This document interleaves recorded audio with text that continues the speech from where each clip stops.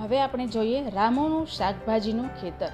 અહીં રામુ નામનો જે માણસ છે તેનું ખેતર છે, તેણે તેમાં અલગ અલગ પ્રકારના શાકભાજી ઉગાડેલા છે. રામુના શાકભાજીના ખેતરના 9 સરખા ભાગ કરેલા છે.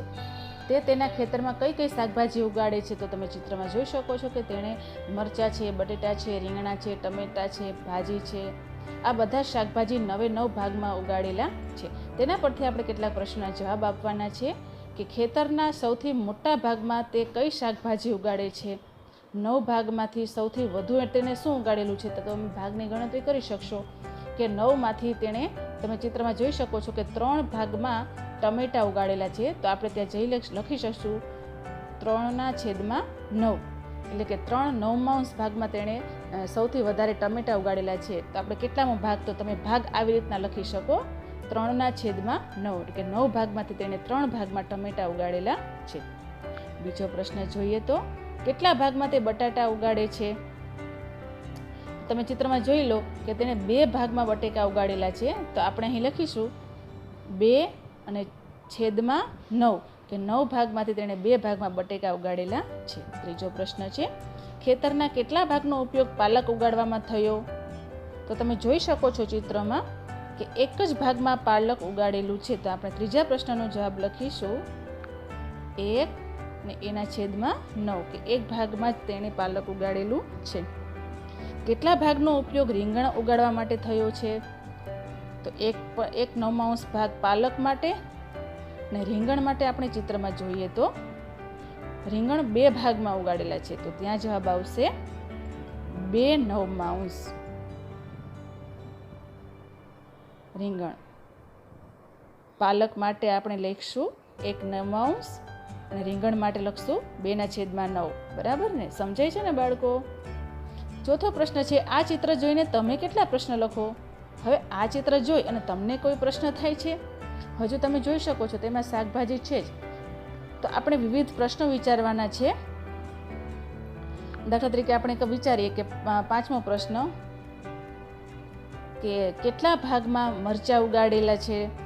બરાબર ને, એવો પ્રશ્ન આપણે બનાવી શકીએ ને. આ સિવાય તમે બીજો પણ પ્રશ્ન બનાવી શકો કે લીલા શાકભાજી દેખાય છે તો તે કેટલા ભાગમાં ઉગાડેલા છે. તો એ પ્રશ્ન પણ તમે કરી શકો કે લીલા શાકભાજી છે તેના 2 ભાગ છે, મરચાં અને પાલક બંને લીલા શાકભાજી છે. બરાબર. આ સિવાય કયા 2 શાકભાજી છે એ સરખા ભાગમાં ઉગાડેલા છે. આ પણ પ્રશ્ન તમે કરી શકો કે કયા 2 શાકભાજી છે તેના સરખા ભાગ છે. તમે જોઈ શકો છો ચિત્રમાં કે રીંગણ છે એ 2 ભાગમાં છે અને બટેટા છે એ 2 ભાગમાં છે. તો આ પણ તમે પ્રશ્ન બનાવી શકો છો. બરાબર ને. આ રીતના જો તમારા મનમાં કોઈ બીજા પ્રશ્ન થાય તો એ પણ તમે લખી શકો છો. રામુ આ શાકભાજી તેના મિત્રોને આપવા ઈચ્છતો હતો. તેણે 5મા ભાગના ટમેટા અને 1/3 ભાગના બટેટા અબુ બકરને આપ્યા. શ્રીજાને 2/5 ભાગના ટમેટા અને 3/6 ભાગના બટાકા મળ્યા. નેન્સીને બાકીની શાકભાજી મળી. અબુ બકરના ભાગ પર વાદળી રંગનું વર્તુળ દોરો. શ્રીજાને મળેલા ભાગ પર પીળા રંગનું વર્તુળ દોરો. તો અહીં તમને ચિત્ર આપેલું જ છે બટેકા અને ટમેટાનું. તો હવે અહીં આપણે ચિત્રમાં જોઈએ તો અહીં તમને ભાગ કરવાનું કહ્યું છે કે રામુ આ શાકભાજી તેના મિત્રને આપવા ઈચ્છતો હતો. તેણે 5મા ભાગના ટમેટા આપ્યા. હવે જ્યારે આપણે ભાગ કરવાના હોય ત્યારે જે ધ્યાનમાં રાખવા જેવી બાબત છે તે તમને શીખવું છું. તો સૌ પહેલાં આપણે તો બધા જેટલા ટમેટા છે તે ટમેટાની ગણતરી કરવી પડે. તો અહીં જે ટમેટાની સંખ્યા છે તો આપણે ગણતરી કરીશું. તો પહેલી હરોળમાં છે 5, 6, 11 અને 5, 16 અને 4, 20, એટલે કે ટોટલ 20 ટમેટા છે. તેનો 5મો ભાગ તો તમે અહીં ગુણાકાર કરી અને 5મો ભાગ એટલે આ પ્રમાણે લખી શકો. બરાબર. તેનો 5મો ભાગ કરવો છે આપણે તો 20નો આપણે 5 સાથે ભાગાકાર કરવો પડશે. ભાગાકાર કરતાં પહેલાં તમારે આ પ્રમાણે લખવું પડશે. ફરીથી તમને અહીં લખીને બતાવું જેથી દેખાય. 20 ગુણ્યા જે આપણે ભાગ છે એ અહીં લખવાનો છે. તો 5 ચોક અને 20 એટલે 4 એકા 4, જે ઉપરની સંખ્યા છે તેનો ગુણાકાર થશે એટલે કે 4. તો 4 ભાગમાં આપણે રાઉન્ડ કરીએ કે 4 ભાગ છે 4 ભાગના એટલે કે સોરી 4 ટમેટા તે આપે છે, એટલે એ 5મો ભાગ થાય છે. 4 આપણે 5 ભાગ કરશું તો 20 ટમેટા થઈ જાય છે. તેમાંથી તે 1/5મા ભાગના ટમેટા આપે છે, એટલે કે 4 ટમેટા આપે છે. પછીનો પ્રશ્ન છે કે 1/3 ભાગના બટેટા અબુ બકરને આપે છે. તો બટેટા ગણીએ તો તમે બટેટાને જો અહીં ગણતરી કરશો તો પહેલી લાઈનમાં છે 4, બીજી લાઈનમાં 4 8, 8 અને 5 13, 13 અને 5 18. તો ટોટલ બટેટા છે 18. તેમાંથી 1/3 ભાગના બટેટા આપે છે. તો આ પ્રમાણે આપણે લખીશું. ભાગ કરવાના હોય ત્યારે હંમેશા જે ટોટલ એટલે કે કુલ બટેટા છે તેની સાથે આપણે તેનો ભાગાકાર કરવો પડે. તો અહીં આપણે 3નો 6 સાથે 18 સાથે ભાગાકાર કરીશું તો 3 6 18 અને 6 અને 1નો ગુણાકાર કરીશું તો જવાબ આવશે 6, એટલે કે 6 બટેકા આપે છે. ત્રીજા ભાગ 3માંથી આપણે અહીંથી આપણે આ રીતના કરીશું વાદળી રંગ કે 6 બટેકા આપે છે. 1/3 એટલે કે 6 બટેકા. તો આ જવાબ આપણે કઈ રીતના મેળવ્યો તો મેં તમને પહેલાં જ કહ્યું એ પ્રમાણે જે પહેલાં તો જે કુલ બટેકા છે તે તમારે ગણવાના અને કુલ બટેકાનો તમારે આવી રીતના જે ભાગ છે તેની સાથે ભાગાકાર કરવાનો રહેશે.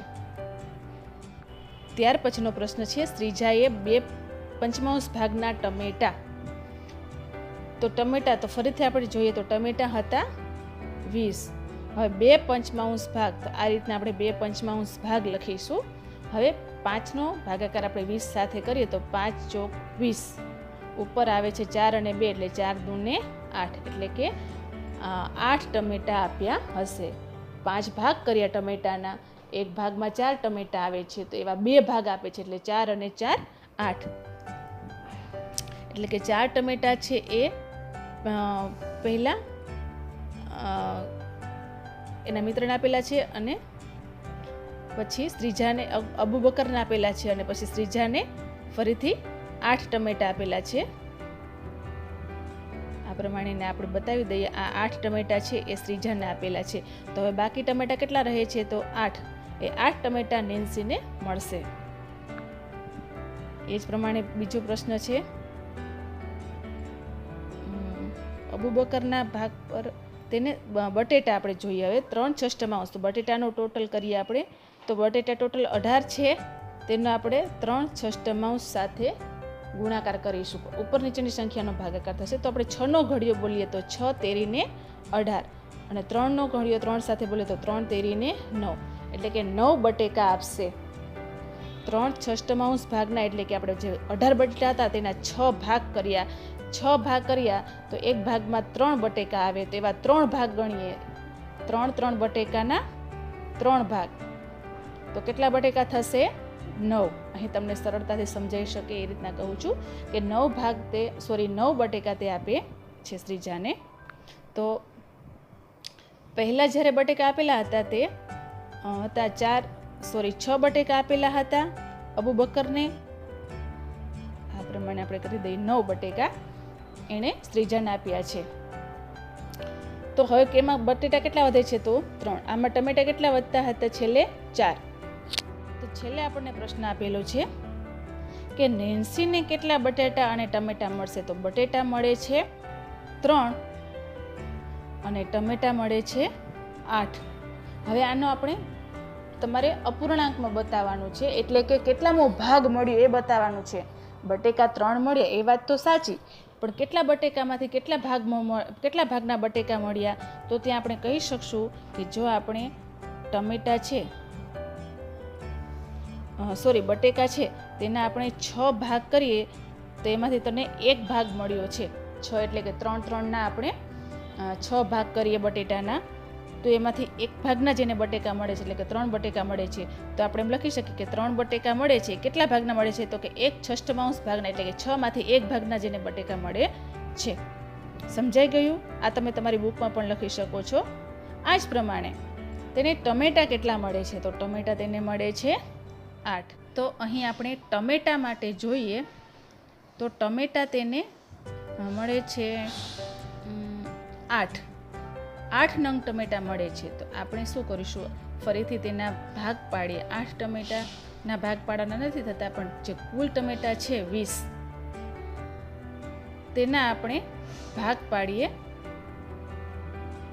એટલે કે 5 ભાગ પાડીએ તો એક ભાગમાં આવશે 4 ટમેટા, બરાબર.